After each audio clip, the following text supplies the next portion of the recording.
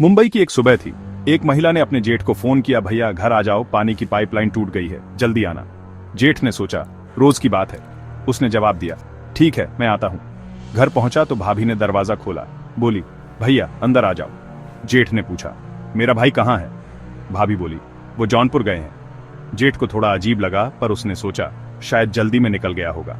Pipeline ठीक थी, बस जमीन पर कुछ टाइल्स टूटी थी। भाभी ने कहा, पाइपलाइन यहीं से लीक हो रही थी, आप बस नई टाइल्स लगा दो। जेठ ने काम शुरू किया। भाभी चाय ले आई। सब सामान्य लग रहा था। उसे क्या पता था, जिन टाइल्स को वो जोड़ रहा है उनके नीचे एक भयानक सच दफन है। काम खत्म हुआ। भाभी ने पैसे दिए। जेठ घर चला गया। उसे लगा उसने अपनी जिम्मेदारी पूरी कर दी, लेकिन असली कहानी तो अब शुरू होने वाली थी। उस घर में टाइल्स के नीचे एक राज दफन था। दिन बीतते गए। जेठ ने कई बार भाई को फोन किया, हर बार फोन बंद। भाभी हर बार नया बहाना बनाती, गांव में नेटवर्क नहीं है। परिवार के बाकी लोग भी परेशान थे। एक भाई का अचानक गायब हो जाना सामान्य नहीं था।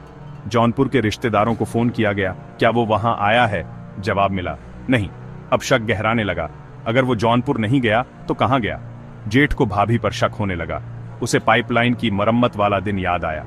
सब कुछ एक पहेली जैसा लग रहा था। उसने सोचा, क्या उस दिन घर में कुछ हुआ था? क्या भाभी कुछ छुपा रही है? परिवार ने फैसला किया, अब और इंतजार नहीं। पुलिस के पास जाना जरूरी था। उन्हें नहीं पता था कि सच उनके कितने करीब है, उसी घर में उन टाइल्स के नीचे। पुलिस ने गुमशुदगी की रिपोर्ट दर्ज की। सबसे पहले महिला के घर पहुंची। अफसर ने पूछा, आपके पति कहां हैं? महिला ने वही कहानी दोहराई, जौनपुर गए हैं। पुलिस ने फोन रिकॉर्ड्स चेक किए। पता चला फोन मुंबई में ही बंद हुआ था, जौनपुर में कभी ऑन ही नहीं हुआ। अब पुलिस का शक गहरा हो गया। अगर पति बाहर नहीं गया तो कहां है?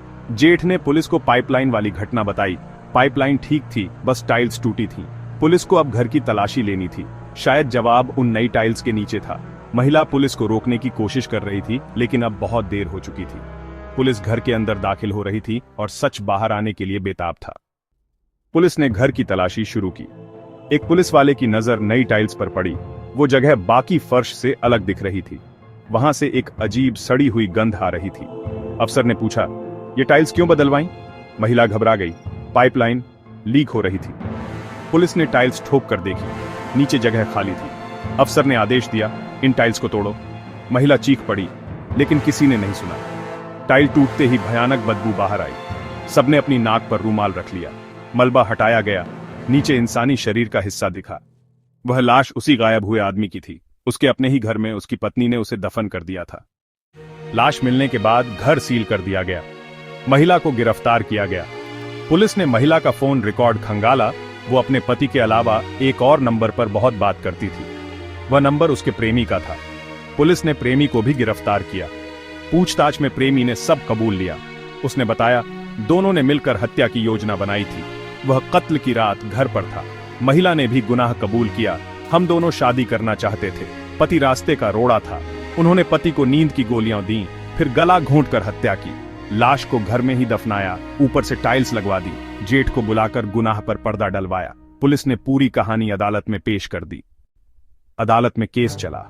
सारे सबूत महिला और उसके प्रेमी के खिलाफ थे। जेठ की गवाही सबसे अहम थी। उसने बताया कैसे उसे धोखा देकर बुलाया गया और उससे ही भाई की कब्र पर टाइल्स लगवाई गई। महिला और प्रेमी ने कहा वे एक दूसरे से प्यार करते थे, पति रास्ते में था।